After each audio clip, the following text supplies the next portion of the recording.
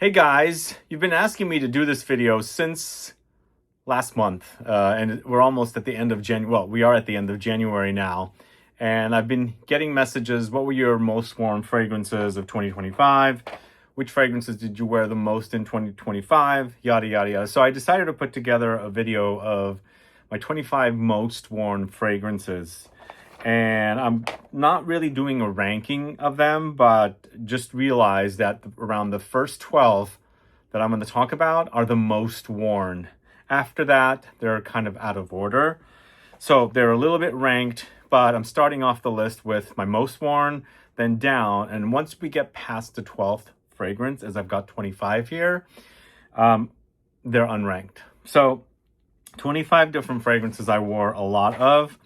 And I do travel quite a bit. How do I take fragrances with me? Scent Club kits. Are you guys buying your Scent Club kits? So a lot of the fragrances that I wear quite a bit of are in the Scent Club kits. Now, that doesn't mean I only wear Scent Club kit fragrances. And I do take bottles around with me as well. But if I want a variety of fragrances, I do take the kits with me. Or actually, I don't even take the kits with me. I just take the actual fragrances, the samples, or the 5.5 ml atomizers. So that's a great way for me to get a lot of variety of fragrances, because I'm usually gone for a month to a month and a half. And even though I buy fragrances or I have access to fragrances on my travels, I like a variety because I change my fragrances quite frequently. So I've got 25 fragrances here. A lot of these fragrances will be tagged. If you're in the market for these, you can pick them up. Some of them probably are not in existence anymore. Actually, just one of them, which is one of my all-time favorite fragrances. You probably already know what it is. But let's start the list with the number one most worn fragrance. It's Jusbox's 54. So the fragrance came out in August of 2024. And since then, I've gone through 8 bottles. So it's definitely the most worn fragrance. I wore quite a bit of it. It's super delicious. If you haven't smelled this yet, please do. It's, first of all, patchouli. And it's mixed and blended with creamy notes. There's pina colada. There's rum. Pina colada obviously has coconut and pineapple. So it does have a little bit of fruitiness. There's saffron. There's cinnamon. There's chocolate. There's tobacco, there's vanilla, and of course the star, it's a patchouli. There's also some davana, which provides a fruity booziness. So it's a super awesome offering. Did I mention tobacco and sandalwood? In the dry down, it does get creamy. There's a little bit of a leafy tobacco. And to me, on the dry down, it's quite creamy, chocolate milky. Super awesome. Warm, spicy, creamy, cozy, very earthy, chocolatey, I guess bordering gourmand. So it's sweet, but super earthy with the patchouli. Big lover of patchouli. I can't get enough of it. And so this stuff really does it for me. And I was grateful to be involved in the creation of this, working with a brand and also a perfumer, Julien Rascanet, who I respect, his creations a lot. So it was great to work on this. Starting with the beginning and what we ended up with was an awesome experience. In fact, I got to sit with him in his Paris office at CPL Aromas and going through mods and notes and ingredients. Great experience, as I said. And again, it's my most worn fragrance. Let me know if you've gotten your nose on it. It's a great fragrance for a patchouli lover. I did get a really mean comment the other day. Somebody said, it's the worst fragrance I've ever put my nose on. It smells like a campfire, which is like, campfire? Do you know what patchouli smells like? Anyway, second most worn fragrance, Vanilla Mudslide from the house of BLNDRGRPHY. This was actually featured in a Scent Club kit. That's why I was able to travel with it. Jusbox was in a mystery box, the 54. So that mystery box was late 2024. But sadly, we relaunched some additional kits that featured the Vanilla Mudslide, but we've completely run out. And I was looking through and seeing, I thought we had a few more that we can put together. We don't have more to put together, sadly. So we're waiting for the drop of this again, and hopefully it'll drop again because they can't keep up. The demand is so high on this, and it's a small indie house. So, I mean, even though Jusbox is also a smaller niche house, this is more of a smaller indie house, I would say, with niche style offerings. No distribution here. The Jusbox has distribution. So they have the manufacturing and the compound creation down, whereas I think this house, since it is indie, they don't make a lot of bulk, so that's why they keep running out. The brand's pretty much only sold here in San Francisco in the States at ZGO Perfumery, and as soon as they drop more, I will let you guys know. And again, as I said, I have these fragrances tagged as much as I can. But if you don't know much about Vanilla Mudslide, it's a vanilla. The brand's inspired by cocktails, and they take the idea of the cocktail and make a fragrance out of it. And this has got nutty notes. It supposedly has vodka. It's quite musky. It's super intense in extract concentration and long-lasting, super sexy, and one of the best fragrances I've put my nose on. It's super, super awesome. I absolutely love it. And to me, it does act a little bit like a tobacco-ish vanilla combo. I guess I would say it's kind of similar to 54. It's a bit on the gourmand side, but I wouldn't call this like a super gourmand because it's not like cake. It's not like marshmallow, caramel, things like that. It is vanilla. It's sweet, but it's also really spicy. So these are the kind of fragrances I really, really enjoy. Sweet and spicy. I do enjoy gourmands, don't get me wrong, but I prefer more fragrances like this where you have a nice contrast of some woods and spices and musk and earthy notes against the sweetness. So Vanilla Mudslide was my second most worn fragrance, and yeah, I took that around with me and was wearing Vanilla Mudslide quite a lot. I think the hype and demand for this fragrance didn't catch on as fast because we featured the fragrance earlier in the year last year in a kit. And I think once people got their nose on it, they were looking for bottles and they were just running out all the time. So as soon as it comes back, I'll let you guys know. But that was my second most worn fragrance of 2025. Up next, Filthy Musk, another fragrance in a Scent Club kit. Did I even smell BLNDRGRPHY's Vanilla Mudslide? No, I did not. Let me do that for you before I move on to Filthy Musk. If you have gotten your nose on Vanilla Mudslide, let me know what your thoughts are. Super almondy as well, and it's also slightly boozy, very spicy. There's a buttery note in there, but so amazing. I love that fragrance. It's super awesome. Vanilla Mudslide.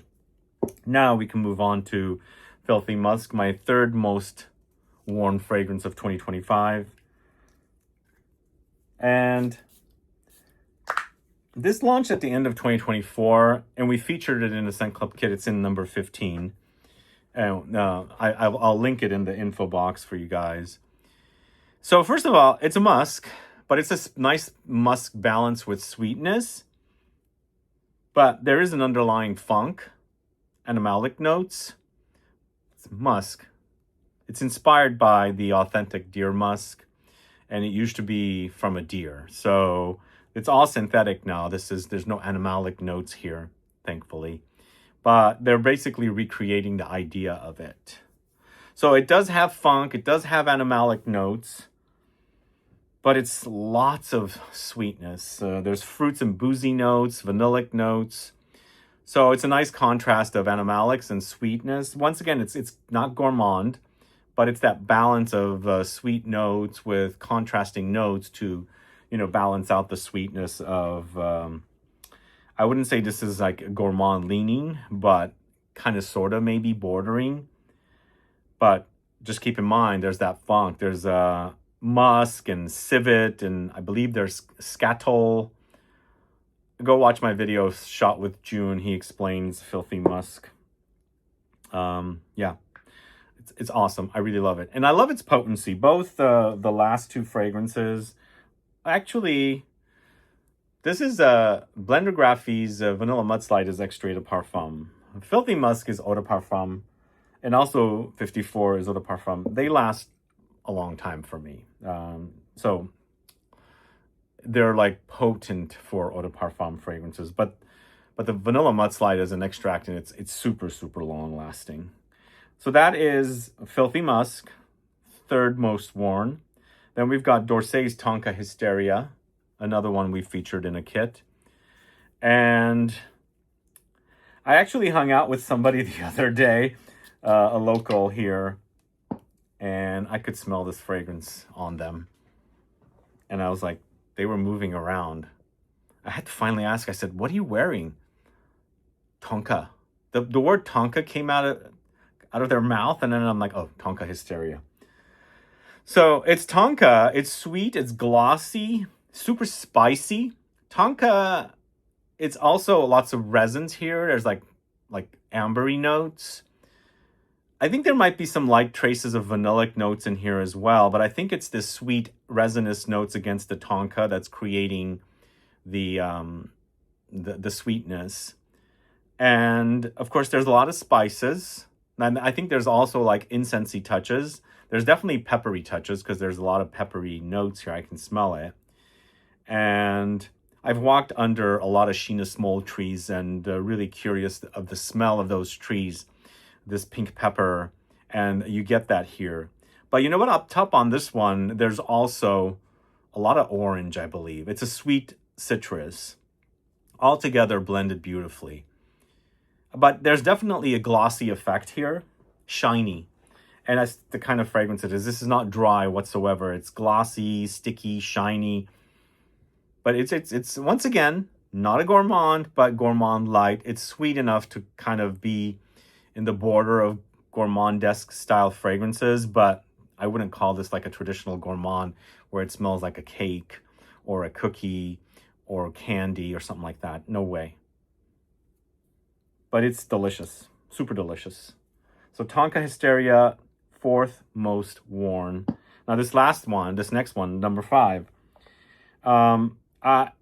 It was a disappointing year of the reformulation of Dior Homme Parfum, but I have some backup bottles. So I was wearing a little bit of, I was balancing it out with the 2014 edition and the 2020 edition.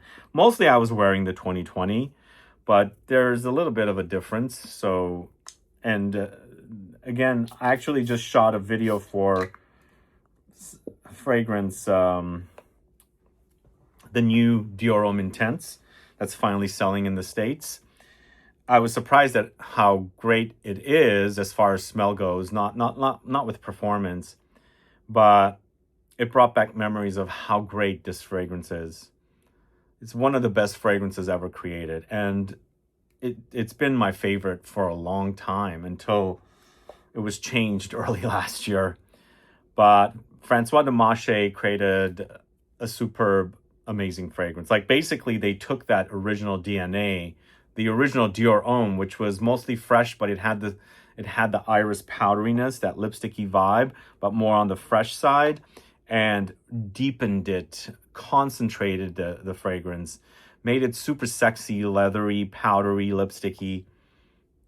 And then somebody comes in and ruins it with a very bland offering. But yeah, this is like it's when somebody asks me what my favorite fragrance of all time is, this is what I would say. I mean, for a long time I was saying it was Portrait of a Lady, but that was like 5, 7, 6, 8 years ago. But this just does it for me. It's the fragrance that got me to appreciate iris as a note, and the way it's created, it's smooth and sexy. It's a disappointment that it's gone, but I better slow down with wearing this one. But I should do it this way. So this is the 2014 edition. As you can see, the bottle is different. And the 2014 edition is a 75 ml. And the 2020 edition here on this side is a 100 ml bottle. Unfortunately, in 2018, or was it 2019? I bought some bottles of the 2014 edition. One of the bottles broke in my suitcase. That was awful. I had some friends in Europe buy bottles for me because it was always not very easy to find. And that particular friend found testers somebody was selling. I guess they knew of a perfume shop. And it came like this. And I didn't secure it in the... And normally I don't have a problem with because I secure my bottles. But it was a lot of opening and closing. And my suitcase smelled really great. So that was number 5. I didn't number the list here. But I hope I can keep track. So Dior Homme Parfum, number 5. Then Paris Monte Carlo's Vanille Tahiti in the Extrait de Parfum concentration. Very addicting fragrance. It's so good. In fact, I did travel with this bottle twice. I took it with me in fact, it might have been 3 times because I went to Europe 3 times. February, June, and September. So I wore quite a bit of it. A lot of people are saying this is a bit animalic. I guess it doesn't... I mean, I'm very sensitive to different smells. And there are certain animalic fragrances that I cannot wear. But this one, it kind of is smoothed over. So the animalics don't stand out to me. But some people are bothered by it. But when I focus on it, I can see what might be bothering them. And I think it's the indolic qualities of the flower. But it's a nice gooey, very luxurious gooey vanilla mixed with floral notes. And I think it's the floral notes that's causing that slight funk. It's so good. It's super, one of the best. I mean, it's a completely different vanilla fragrance once again. See, if you say you're a vanilla lover, it doesn't necessarily mean you're like into super over-the-top gourmands. Because this is vanilla, but it's not like a super over-the-top gourmand. It's blended with floral notes. There's tropical floral notes. I believe there's ylang ylang. There's champaca and there's magnolia. And you can totally smell the magnolia in this. It's super prominent. And it's almost like you've opened, you've picked this beautiful big magnolia and you're drizzling like a syrupy vanilla syrup on it, and the smell of the vanilla and the flowers together, because there's a lot of smooth creaminess in here as well. And usually these white flower and floral notes do come off creamy in fragrances, the texture. But yeah, it might be, I think what people might be smelling is something pissy. I absolutely love this. It's so delicious. This is really great. So it's Paris Monte Carlo's Vanille Tahiti, but in the extract. I haven't worn the EDP at all. It's the extract for me does it, and I don't want... I mean, I understand it's a concentration difference, so the EDP is going to probably come off lighter and might ruin it for me. So I'm just keeping it with the extract, and it's so beautiful and so gorgeous. Okay, so that was number 1, 2, 3, 4, 5, 6. Then we have 7 with Dolce and Melodia. This is my second bottle. But we had featured this in a Scent Club kit as well, some 2 or 3 years ago. Was it 22? It was in December of 23 is when we featured that one. So what is it about this fragrance? For me, it's an eau de parfum once again, just like the Filthy Musk. It's so beefy, like robust. It acts like an extract. It's big sillage, lots of projection, and it's a fruity, floral, amber, powdery concoction that is very intoxicating. The best from the line, but I do have 2 Sospiros here, so the only brand that I have 2 of, but it's I don't want to use the word masterpiece, but it's a It's a fragrance that not only smells great, but it also smells great off of me, on me, projected off of me, that me smelling the fragrance. It's too good. But you got to be into fruity florals, ambery, powdery, you know, somewhat vanillic. And fruity florals are not my all-time favorite styles of fragrances, but I really do enjoy this one. I think it's because it's got that ambery intensity and the powdery touch that really does it for me. It also garners compliments. So, Dolce Melodia. Let me know if you're familiar with that. That is number... Okay, 4, 5, 6, 7. And then at number 8, a fragrance that we had featured in a Scent Club kit in 24, Imperial Peacock. I do have to say, this fragrance is around $400. And I've mentioned that there are great deals for this one. I mean, suggested retail is around $400. You can get it for around $187. And what I've been doing is wearing some of the leftover samples that we have of that. It's so good. I don't know why, but lately it started smelling like an amber fougere. I don't know why. There's a slight fougere-like vibes in there. But for me, it's another one that is not super gourmand, but it's got vanilla, it's got almonds, and some aromatic notes.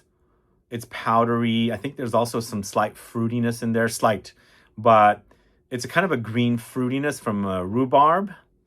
So it doesn't come off like a cake or anything like that, but there's some sweetness there.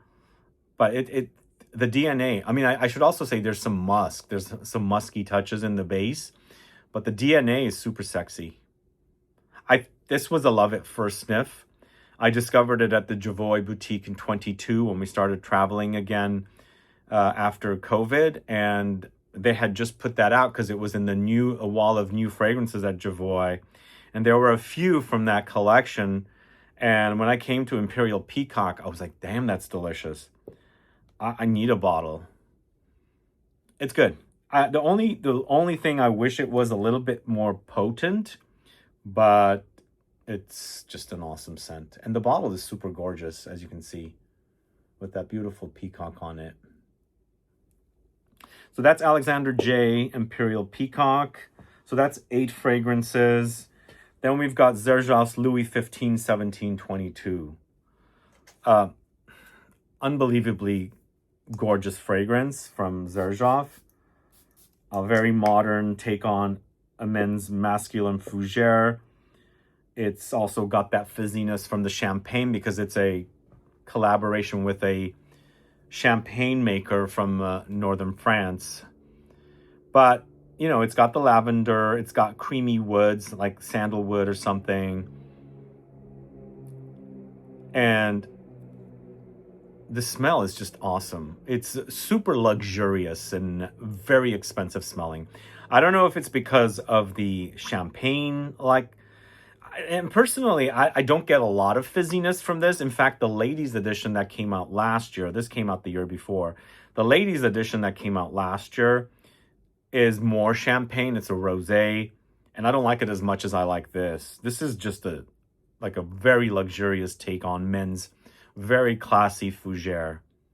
And yes, I do love fougères because I think it was the first fragrances I was smelling off of my dad because he loved fougères and barbershop fragrances. He wore them a lot. And just imagine those in a very modern way. So this is just I think it's a masterpiece. This one's just done so gorgeously. It's also not a wimp, but it's also not like super intensely loud. And that's what creates its classiness.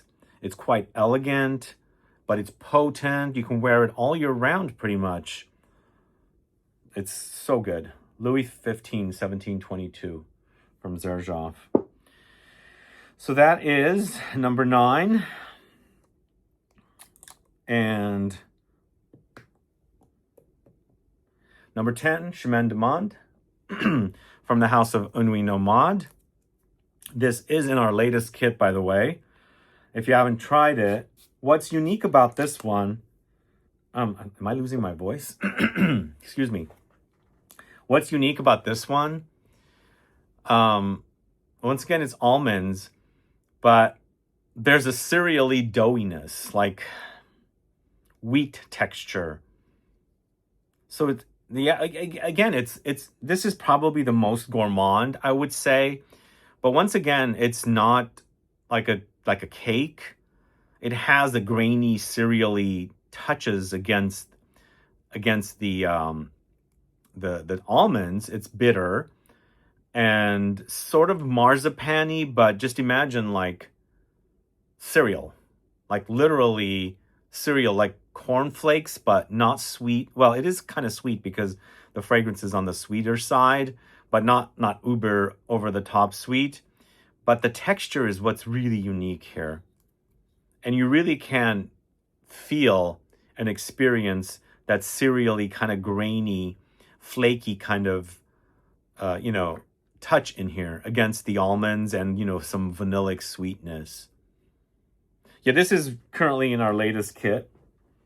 If you haven't tried it, please do. It's part of their extract collection from Une Nuit Nomade. It's called Chemin de Monde. And that's the 4th extract from that house. Let's see what they're going to come up with next. But really awesome fragrance. And then this next one is also, I'm surprised how good it is. And I'm not a pear fragrance lover. This is Kun Amo from Jeroboam. I think what I like about this one, it's all that juicy fruitiness from the pear mixed in with the musk. There's like a cocktail of musks in here. And a lot of different varieties of musks, but it's not animalic. There's no animalic touches here. They're clean musks.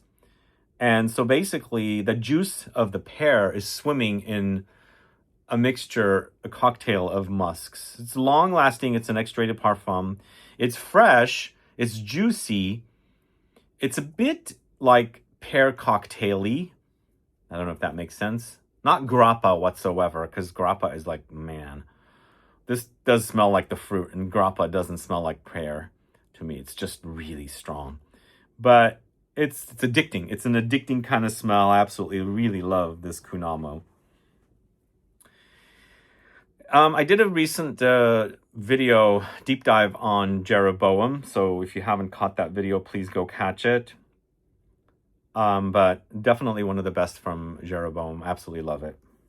Sadly, it wasn't the same with the latest Javoy fragrance. It wasn't a fragrance I really enjoyed. But because the Javoy and Jeroboam are, sister houses. But Kun Amo is super awesome. I love that smell. And then this next one, also I've been wearing quite a bit of. It's in our latest Scent Club kit. This is Maitre Parfumeur Gantier's Parfum de Habit. This is a classic fragrance from 1988. And so it's definitely a classic. It's also a bit like a more masculine, less sweet take on the idea of Habit Rouge. It's called Parfum de Habit. So Habit Rouge, Parfum de Habit. Kind of similar, giving me similar vibes, but it's definitely not Guerlain. It's more of one of the first niche houses launched in the 80s by the same man that launched the brand L'Artisan. After he sold that, he's brought this brand on. The brand's mostly known for the ambre Perso, but this Parfum de Habit I discovered, super awesome scent. Very classic. If you like fragrances like Habit Rouge, you want less sweetness, you should definitely try this. It's a very classy, elegant, masculine offering once again. But a bit old school because, the idea is a little bit like Habit Rouge. But again, as I said, more leather here, less sweetness, more earthy notes and woods. There's sweetness here, don't get me wrong, there is. But it's not like a vanillic. It's not like Guerlain's answer, Habit Rouge being Guerlain's answer to Shalimar. I don't think they're trying to do that here. They might have been inspired by Habit Rouge, but that's why it's called Parfum de Habit. But I think this is a much more masculine version of Habit Rouge, I should say. Great scent. Glad to have been able to feature a classic in our Scent Club kit. It's awesome. All right, moving on to Zoologist Perfumes Dodo Jackfruit Edition, another fragrance in our Scent Club kit. When I shot a video for a few fragrances from Zoologist Perfumes, I was surprised at how great this is. Knowing I was on edge about this fragrance because the previous edition was so different. Not a very pleasant fragrance. It's super sweaty and fruity and sweaty. Here, it is fruity, but it's a fougere again, but a green fruity fougere. The green fruity fougeres are becoming kind of popular, but I was happy enough to get this featured in Scent Club kit because it's so good. So it features the jackfruit note, but there's also aromatic notes in here, green notes, spices, woods. But yeah, if you like the idea of a barbershop scent, a fougere, and you like the idea of going further into greenness and fruits, and even green fruits, definitely try Dodo Jackfruit Edition. It's really, really nicely done. Very wearable. Not like super edgy and a fragrance that might come off very polarizing. This is definitely enjoyable and also a great classy offering for men that are looking for, you know, a barbershop-y style fragrance that goes, you know, super green and fruity. Created by Yves Cazar. I think he's with IFF. And again, once again, this is an Extrait de Parfum fragrance. And speaking of green, this is Plume Impressions Murmure d'été. Another one. I think this is actually featured with Dodo Jackfruit Edition. Murmure d'été is a fig fragrance created by Canton Biche. That's in our kit number 16, actually. And it's super green and it smells like the Mediterranean. It's almost like a vacation in a bottle on the Riviera. And I love green fig fragrances, so this is also awesome that we were able to feature this in a kit together. But it's figs, slightly fruity, very woody, green, super green, fresh. It's been cold. It's been a cold winter, and cold and wet and rainy too. And so when I started smelling this, it just totally woke up my senses and put me into a more sunny, sunshiny place. Because it smells like summer. Really does. The green fig, like baking under the sun, the warmth. Murmure d'été from the house of Plume Impression. I love that. It's so good. That's why it's an enjoyable fragrance to wear. Up next, One Day's Taipei. Yep, another one that's in our kit. And we've got some fragrances here that are featured in kits. Some not, some yes. So, if you still don't know, the way these kits work are fragrances that I've coordinated with the brands, and the fragrances that go in the kit, the regular kits, which are these, they are some of my favorite fragrances. If you buy mystery boxes more than kits, those are mostly new releases and forgotten fragrances. They don't necessarily have to be my favorites, but the rule for these kits, they have to be my favorites. That's why I wear them, because I enjoy them, and a lot of you buy them because you kind of like my taste and things. But this fragrance might have been very polarizing. What are your thoughts on Taipei by One Day? This is the second time I featured One Day in the kit. Taipei is a savory gourmand. Super salty, super umami. It's just very addicting the way it smells. It's lots of rice. it's almost like rice chips or things like that. Like there's a saltiness about it.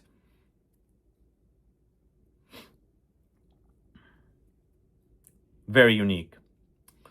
Again, it's not a gourmand that's cakey, you know, caramelly, ice cream and cookies. It's not that. It's considered a gourmand, but it's a savory gourmand, meaning it's on the salty side. Not sweet at all. That's what's unique about this one. That's why I feel like it might have been a bit polarizing for some folks. Let me know if you will enjoy Type A. It's a very addicting smell, though. To me, I absolutely love it. And then we've got a Thai brand here, and it's called Blue Whiskey on the Rock in an old-fashioned glass. Another one that's in a kit. Really awesome boozy fragrance, created by perfumer Olivier Pechot, who no longer is with us.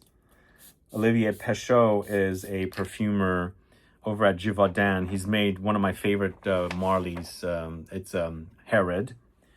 And he's done quite a few diptyque fragrances, and this is definitely super boozy, and it's whiskey inspired,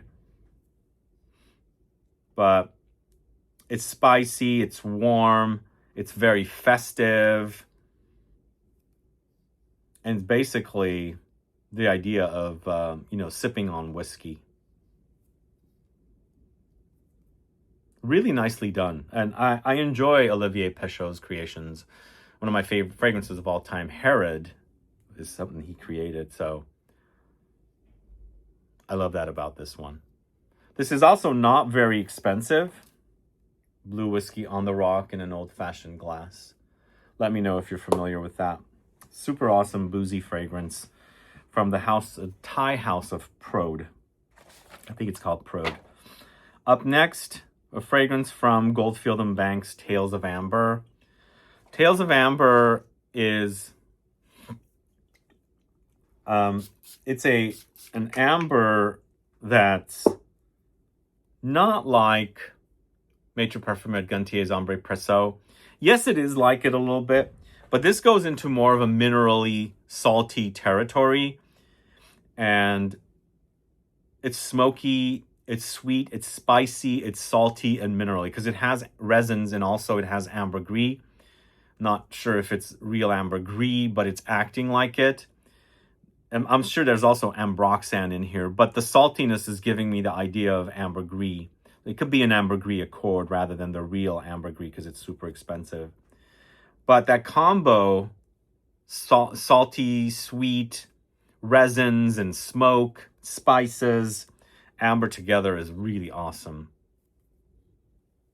I think it's definitely one of the best from Goldfield & Banks. Did you guys get to smell this one? Absolutely really love that one. And again, it's not super sweet. It's sweet, but that saltiness, that minerally saltiness is giving me a cut through the sweetness. It's so good. Created by Suzy Lahele, Tales of Amber by Goldfield & Banks.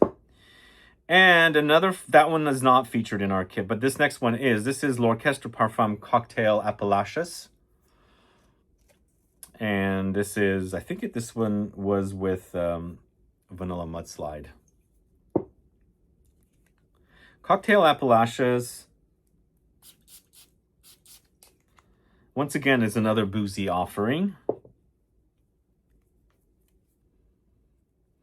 Sweet and spicy, boozy, very woody.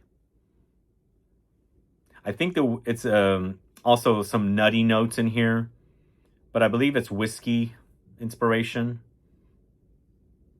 But I like the warm and spiciness, the boozy touches, the spices. It's got a very festive vibe, but it's also very woody, as I said.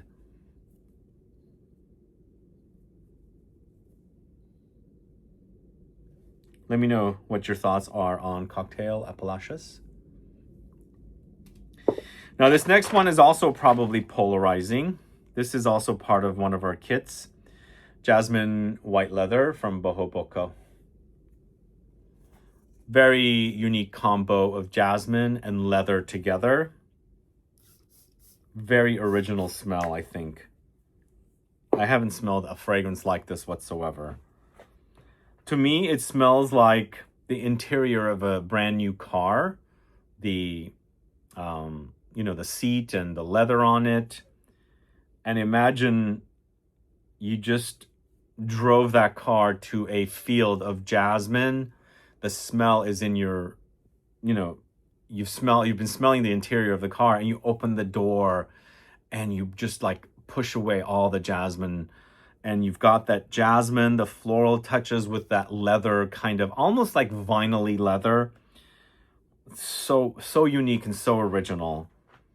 It's a bit out there. I don't think it's very conventional. It's a very unique leather. And again, I get the kind of a rock and roll-y kind of an attitude with this one. Motorcycles and jackets, but the leather itself smells more like a brand new car, where you're sitting on the seat and you're smelling it, but you're wondering, is it leather? Is it fake leather? You got that kind of an idea with this one. It's really great fragrance from the house. Definitely my favorite from the house. And they've got some sort of conventional fragrances and also non-conventional offerings as well. But this next one, not part of Scent Club. Definitely one of my favorite cherry fragrances. It's Cherry Stem from Fleur. I wore a whole 10 ml or 15 ml bottle of this one on one trip. And what I like about it, it's cherries, but super tart and fruity. That's what I like about it. It doesn't smell like lost cherry, which is something I've gotten very tired of. But I like the tartness here, the fruitiness, the juiciness, some earthy notes in the base. Really nicely done cherry.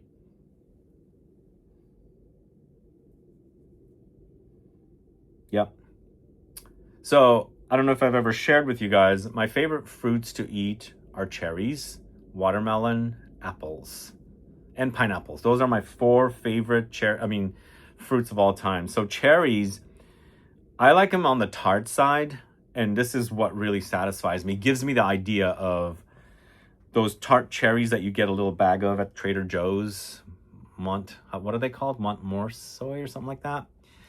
Gives me the idea of those cherries, and that's what I like about it. I like them dried, and I like them, raw, not, tampered with, fresh. But I always have to make sure there's some tartness with the cherries. I don't like it to be super sweet. I mean, I love sweet things, don't get me wrong, but my cherries, I really love it to be sweet tart. Same thing with pineapple. Watermelon, always sweet though. But with watermelon, it has to be crisp. Sadly, I don't really love a lot of watermelon fragrances, if at all. There might be 1 or 2. Pineapple, on the other hand, I really enjoy.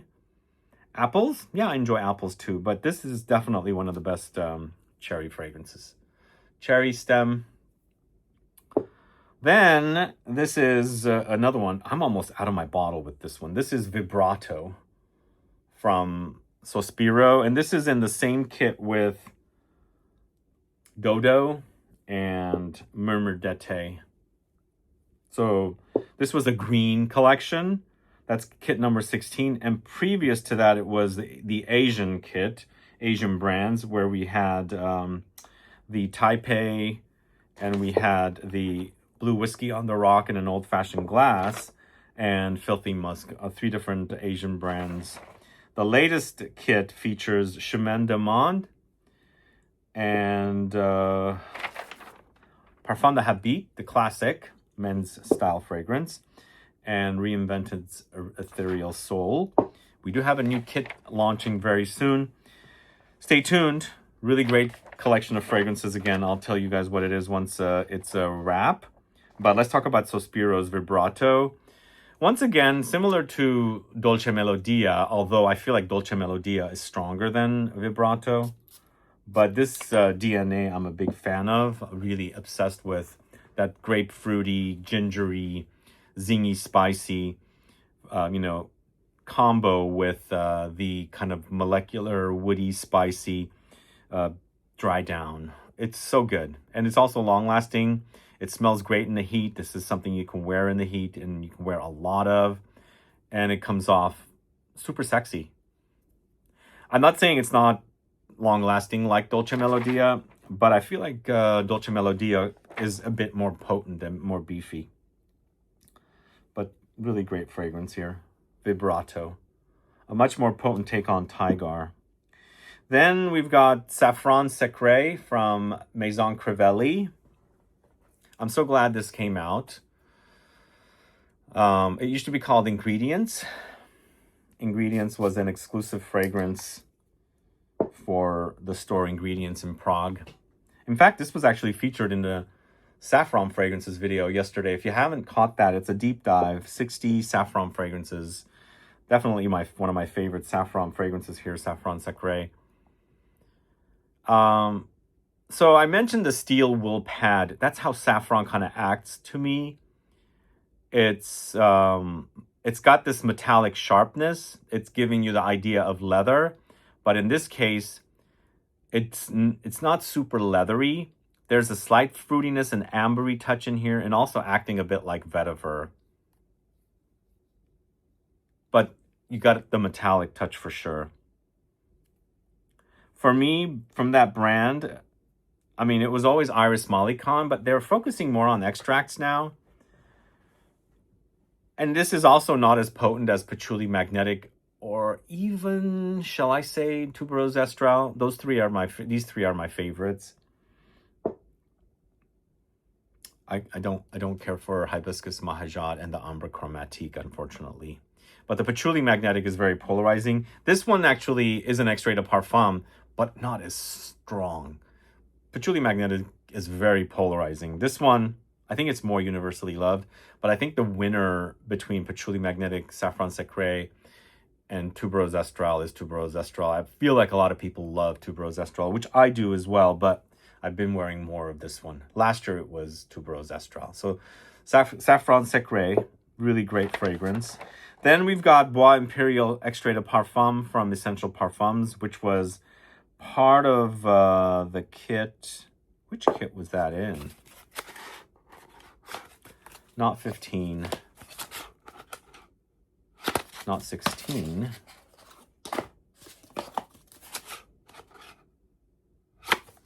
Not 13. I think it's in 14.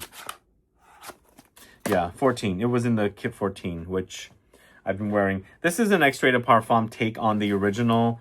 I feel like people like the original. This might be a bit too much, maybe. It's 32% concentration. It's a bit different than the original. The original, I think, has a huge following. This version is more woody ambery with a slight rosy nuance in the heart. It's also very spicy. You'll be reminded of the original, but it's much deeper, much more intense. And again, as I said, you have a more amber resinous experience here with this one, whereas the Eau de Parfum is a bit more thin and a little bit more airy. I think since Bois Imperial, the original, is so popular, this might be not as hype because people love the way the other one performs, things like that. So maybe this feels a bit unnecessary for a, a flanker. But what do you guys think? I really love it. I like both, but I like the intensity of this one. So I wore quite a bit of, but since it is in the bottom, I wore less of it. And also, by the way, we have a lot more Essential Parfums surprise boxes. So if you're in the market for 2-for-1 bottles of Essential Parfums fragrances, they're in our store. We've just added new ones. And so we'll probably do an announcement soon. But if you want like Patchouli Mania, well, what is it called? Is it Patchouli Mania and Divine Vanille, which is also an Olivier Péchot creation. There's a 2-for-1 offering for those two fragrances. So you get both for the price of one. I think we also have the vetiver combo and a few other combos. So look for that in our store where we also have the Scent Club kits. Okay, we have a few more fragrances left. We've got Reinvented's Ethereal Soul, and this is also part of our last kit with Chemin du Monde and Parfum de Habit. And when I smelled this, I instantly loved it. It's another cherry style fragrance, but once again, tart, fruity, but this one also has a leather. You can smell this is also kind of saffron-y leather. And I don't know if it features saffron, but it acts like it's saffron-y leather. And it really nicely balances out the tart fruitiness. And that's what I like about it. The tart fruits always do it for me. And tart fruits are also really great to wear in the heat. But, you know, this might be a bit too potent. It's an Extrait de Parfum, so it's very concentrated. But that is in our latest kit. It does act a little bit of a Middle Eastern style concoction. But what I like about it is the tart fruits, berries, cherries, with that slight, you know, almost saffron-y leather that's cutting through it, balancing it out. So that is Reinvented's Ethereal Soul. Last but not least, it's Cherry Punk Extrait. Yep. So Cherry Punk Extrait is this was actually in the saffron video yesterday as well, I believe. So it's a leather and cherry once again. This just cherry is a bit more like Lost Cherry, but what I like about this one, the leather, it's an amped up leather experience. So the leather also has a little bit of a funk. So it takes it into a darker territory. Like if you like the idea of Lost Cherry, then this is something you can check out, not, you know, buying Lost Cherry itself. If you like the cherry smell to smell like Lost Cherry. But if you want tart, try Cherry Stem, and then of course Reinvented's Ethereal Soul. But Cherry Punk Extrait is really great. I prefer the Extrait over the original, because the original does take me into a little bit of a Lost Cherry direction. And even though this one does too, but I think it's crossed out with the intensity of the leather, a darker leather note. And you can really, you can really like recognize it. And the leather in this kind of reminds me of the leather in Boho Boko's Jasmine White Leather. Not too much, a slight bit. In fact, you can layer those two together, because I believe the the Cherry Punk Extrait might have a little jasmine. And so you can actually layer this together with that, and I think it'll balance it out even less. It'll make it even less cherried. Anyway, those are the fragrances, the 25 fragrances. And as I said, I travel a lot. In fact, I was looking at all the travel I did last year. I traveled for around 6 months out of the year. That's a lot. I was gone for around 3 months in the fall. And then I left for a month and a half at the beginning of the year and 2.5 weeks in the middle of the year. So that's a lot of traveling. So these did come in handy. Didn't have to take a lot of bottles. I do bring back bottles with me, but it's nice to take the samples. And when I finish the fragrances, then I just, you know, chuck these and throw them away. I don't take the boxes, but someone that doesn't wear a lot of fragrance can take the box with them. You'll have all the information there. And the information is also on our website, but it's nice to have those to travel with. But here it is, the video of my 25 most warm fragrances of 2025. 25 for 2025. Let me know if you've tried these fragrances. Let me know if you've picked up the Scent Club kits with them. And let me know what you wore if it wasn't any of these fragrances. Add a comment below. I should also say there's a few more odds and ends boxes in our store. And if you're in the market for something like a mystery box, we have a few that is pulling samples from different mystery boxes and creating an odds and ends box. So if you've bought them, just know that you're going to repeat the samples. But they're a really great way to discover fragrances, and we probably have around 5 to 10 in the store. Anyway, guys, thanks so much for watching today's video. If you have any questions or comments, please list below. I keep wanting to mention this. I did start a new YouTube Shorts channel, and I stopped posting shorts on this channel since the end of October. And once I get to the 1,000 subscriber place for the new Shorts channel, I'll start posting Shorts content there. I will link to this channel, and but I'm only going to post Shorts there and never going to post Shorts here further, because the Shorts kind of screwed up my channel, unfortunately, which now, thankfully, after 3 months, it's kind of back on track. But yeah, please go subscribe to that channel. And if you haven't subscribed to this channel, please subscribe to this channel as well. Click the bell icon so you'll be notified for future videos. And the Shorts channel is linked in the info box. You can click there and go there and subscribe. And please give a thumbs up for this video. It helps with the algorithm, and I'll be back with more videos very soon. Have a good one. Bye-bye.